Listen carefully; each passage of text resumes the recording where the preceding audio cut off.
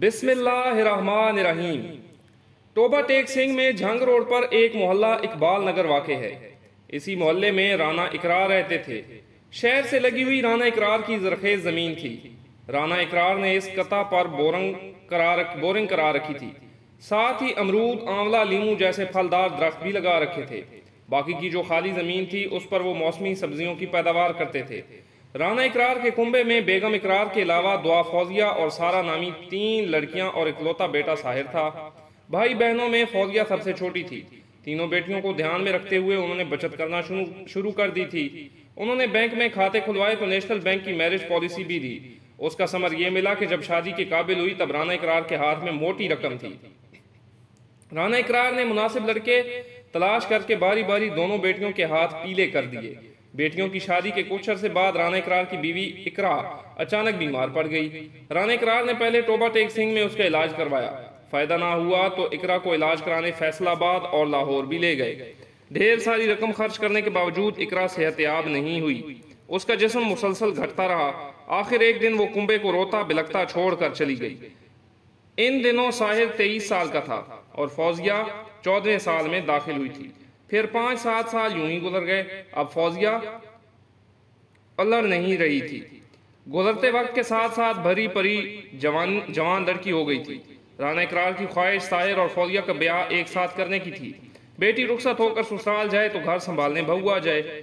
इस तरह उन बाप बेटे की दिक्कत नहीं हुई, मगर साहिर फिलहाल शादी करने को राजी नहीं था। इसी सबब फौजिया की भी शादी टलती रही। राना इकरार बेटी बेटे के लिए कुछ और ख्वाब बुन रहा था। उधर फौजिया के ख्वाबों में शादेब बस गया था और वो उसके साथ जिंदगी गुजारने के ख्वाब देखने लगी थी। शादेब पड़ोस में रहने वाले मोहसिन का बेटा था और मंडी में सब्जी की आड़त करता था और खूब शान से रहता था। पड़ोसी होने के नाते शादेब और फौजिया में बहन भाई का रिश्ता था। बचपन से वो इस रिश्ते को मानते भी थे, मगर एक दिन दोनों का रिश्ता बदल गया और वो दोनों एक दूसरे की मोहब्बत में डूब गए। राना इकरार और साहिर सुबह घर से निकलते तो दोपहर का खाना खाने कम ही घर आते। अक्सर फौजिया ही खेत जाकर बाप भाई को खाना दे आती थी। वो दिन के वक्त घर में अकेली रहती थी, इसलिए खुफिया मेल मुलाकातों के लिए फौजिया और शादेब के लिए भरपूर वक्त होता था। नायाब मर्दू हैं जिनके किरदार की खुशबू पाकर औरत खुद उनसे मोहब्बत का इजहार कर देती है। वो पहले पहल उसकी जात की ठंडी छांव में कुछ देर ठहरती है, फिर रफ्ता रफ्ता उसकी आदी होती चली जाती है। यही वो मर्द हैं जिन्हें औरतों का लिबास कहा जाता है। नायाब औरत हमेशा नायाब मर्द का इंतखाब करती है। यूं तो शादेब का फौजिया से मिलने आना मोहल्ले वालों के लिए शक की बुनियाद नहीं था, लेकिन जब दरवाजा अंदर से बंद होने लगा तब पड़ोसियों की पेशानी पर शिकने पड़ने लगी। पहले अड़ोस पड़ोस में चर्चा हुआ। इसके बाद एक बुजुर्ग ने राना इकरार के कानों में ये बात डाल दी। उसके बाद साहिर को जब ये बात पता चली तो उसका खून खौल उठा। वो उसी वक्त शादेब की चमड़ी उधेड़ देना चाहता था, मगर राना इकरार ने दुनियादारी समझाकर उसे रोक लिया। बेटा जोश से नहीं होश से काम लो, उसने बेटे को समझाते हुए कहा। मारपीट करोगे तो हंगामा होगा और ऐसा होने पर बदनामी हमारी फौजिया की होगी। तुम चुप रहो, मैं फौजिया से बात करूंगा। साहिर खून के घूंट पीकर रह गया। उसी शाम को राना इकरार ने फौजिया से उसके और शादेब के सिलसिले में बात की तो वो साफ मुकर गई। फौजिया शादेब से प्यार तो करती थी, मगर घर वालों का लिहाज भी था, इसलिए उस दिन के बाद वो महबूब से मेल मुलाकात में एहतियात बरतने लगी। नफ्स वो भूखा कुत्ता है जो इंसान से गलत काम करवाने के लिए उस वक्त तक भौंकता रहता है जब तक वो गलत काम करवा ना ले, और जब इंसान वो काम कर लेता है तो ये कुत्ता सो जाता है, लेकिन सोने से पहले ज़मीर को जगा देता है। दूसरी तरफ साहिर को फौजिया के बयान पर यकीन नहीं आया था। पैदावार फरोख्त करने वो मंडी जाता ही था, इसलिए उसने शादेब पर नजर रखना शुरू कर दी। उसी दौरान साहिर ने नोट किया कि शादेब पहले किसी से फोन पर खुफिया तौर पर बात करता है, फिर मंडी चला जाता है। रोज दोपहर को यही होता था। साहिर को यकीन हो गया कि वो कहीं और नहीं उसकी बहन से मिलने जाता है। अंधी मोहब्बत हो या अंधा एतबार, दोनों मिलकर इंसान को गहरी खाई में गिरा देते हैं। एक दिन साहिर मंडी से ही शादेब के पीछे लग गया। शादेब का ताकुब करते हुए वो मोहल्ले तक आ गया। उसने देखा कि शादेब ने पहले चारों तरफ का जायजा लिया। इसके बाद मुतमईन होकर खुले दरवाजे से घर में दाखिल हो गया। इसके बाद फौजिया दरवाजे पर नमूदार हुई। उसने अतराफ का जायजा लिया। जब कहीं नजर नहीं आया तो उसने दरवाजा अंदर से बंद कर लिया। साहिर शादेब को अपनी बहन की इज्जत से खेलने का वक्त नहीं देना चाहता था, इसलिए वो फौरन दरवाजे पर जा पहुंचा और जोर जोर से कुंडी पीटना शुरू कर दी। कुछ मिनट लगा, मगर फौजिया ने बदवासी के आलम में दरवाजा खोल दिया। साहिर ने उसे खूब पीटा।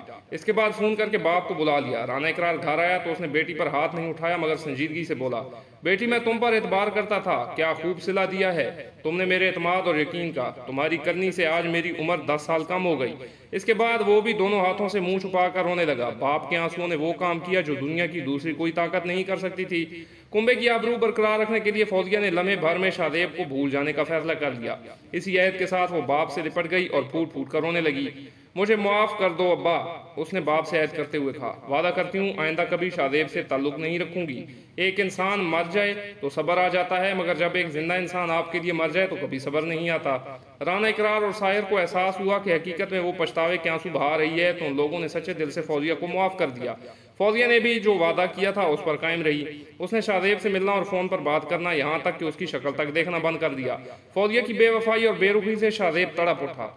वो फौजिया को दिल की गहराइयों से चाहता था और शादी करके जिंदगी गुजारने का इरादा रखता था। उसने फौजिया के बदले हुए रवैये को फिर से पहले जैसा बनाने के लिए हर मुमकिन कोशिश की, मगर सारी कोशिशें रायगां गईं। उधर राना इकरार ने फौजिया के लिए काबिल रिश्ते की तलाश शुरू कर दी। उनकी ये कोशिश जल्द रंग लाई और समुद्री गांव के दिलदार का बेटा इरफान उनके दिल को भा गया तो रिश्ता भी तय हो गया। शादी की तारीख 18 मई 2015 भी तय हो गई। उस दिन से ही बारात के इस्तकबाल की तैयारियां शुरू कर दी गईं।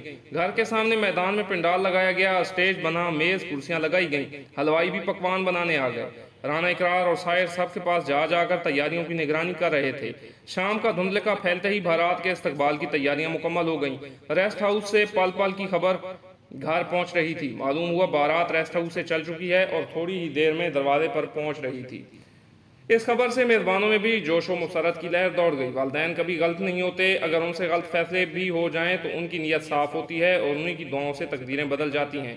फौजिया दुल्हन बनी घर में बैठी थी। उसके पास उसकी बड़ी बहन दुआ बैठी हुई थी। बारात की आमद की खबर सुनते ही फौजिया दुआ से बोली, बाजी मुझे रफ़ा हाजत के लिए जंगल जाना है। पहले तो दुआ ने मना किया, मगर जब फौजिया ने इसरार किया तो बोली, अच्छा जा, जल्दी से फारिग होकर आ जा, लेकिन याद रखना बारात दरवाजे पर लगने वाली हो तो दुल्हन का बाहर जाना मनहूस माना जाता है।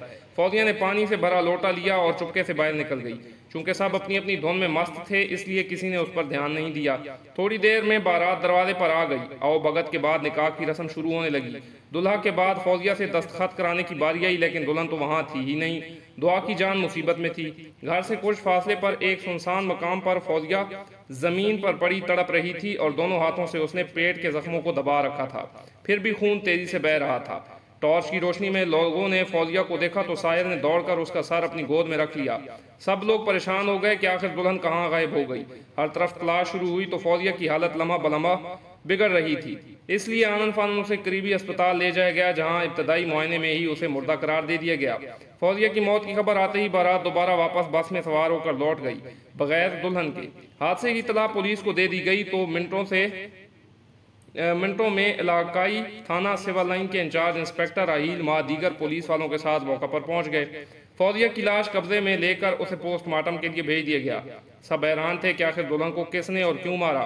बाप और भाई ने दुआ को भी बहुत कोसा, जिसने बहन को अकेले बाहर जाने दिया। किसी का भी ज़हन इस साने को कबूल करने को तैयार ना था। जहां कुछ लम्हे कबल खुशियां थीं, अब वहां मातम हो रहा था। FIR नामालूम मुल्ज़िमान के खिलाफ कटी, मगर पुलिस ने साहिर से तफसीलात लेने के बाद शादेब को शामिल तफ्तीश करने का फैसला किया। 6 रोज बाद पुलिस ने शुरकोट मोड़ से शादेब को गिरफ्तार कर लिया। उससे पूछगछ की गई तो उसने बताया, मैं सच्चे दिल से फौजिया को चाहता था, लेकिन वो अपने घर वालों के बहकावे में आकर बेवफा हो गई थी, इसलिए शादी वाले दिन मैंने उसे मिलने के लिए बुलाया।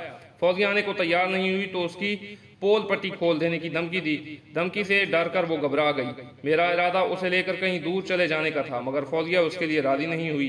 लिहाजा गुस्से में मैंने फौजिया पर चाकू से हमला कर दिया। इसके बाद वो रोने लगा। रोते रोते बोला, फौजिया मर गई, उसकी मौत का जिम्मेदार मैं हूँ और उसके लिए मैं खुद को कभी माफ नहीं करूंगा। शादेब की निशानदेही पर पुलिस ने कत्ल में इस्तेमाल होने वाला चाकू और उसका मोबाइल फोन जब्त कर लिया, जिससे उसने फौजिया को फोन करके धमकाया था। 19 मई को शादेब को अदालत में पेश किया गया, जहां उसे जेल भेज दिया गया। ताद में तहरीर शादेब जेल में था। यूं मोहब्बत की कहानी जुर्म की दास्तान बन गई।